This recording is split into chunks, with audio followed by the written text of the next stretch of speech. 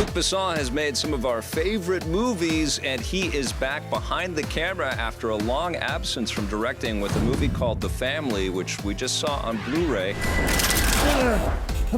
What's wrong?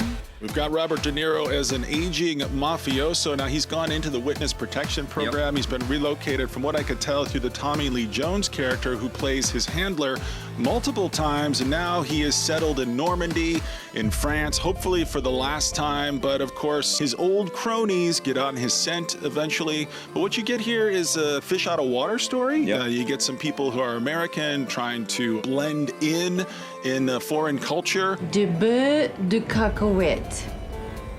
Peanut butter.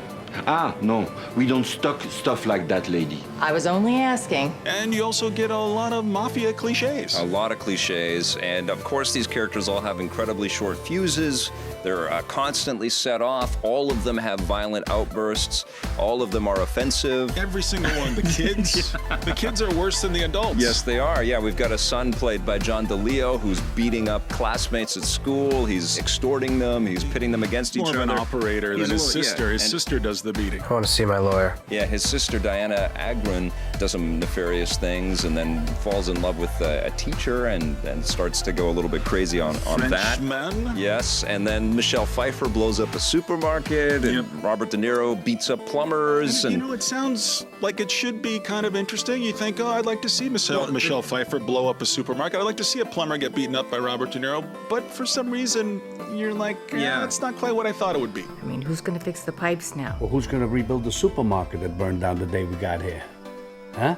It's not really funny, and it's not really mafia gritty, so it doesn't really succeed. And even though we've got Luc Besson, who is an incredible filmmaker, we love to see the way that he creates dynamic sequences in the movies that he builds.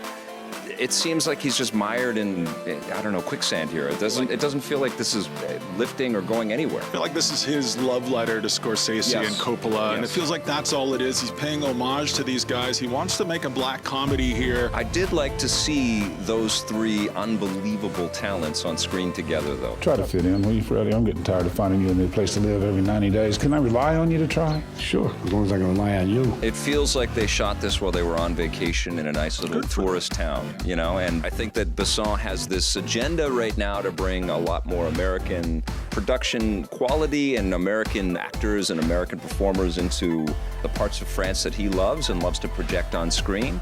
And that can make for some really nice imagery, but I think you also need something that really connects on a story level that has some weight, especially if you're referencing the masters and especially if you've got Robert De Niro as your lead. So what are you going to give The Family on Blu-ray? It was not great, man. I mean, it had some nice imagery. 5.5 for me. Gets a 5 from me. The only thing this movie made me want to do is visit Normandy. Let's go. Want to go? Yeah, absolutely. Nice cheeses.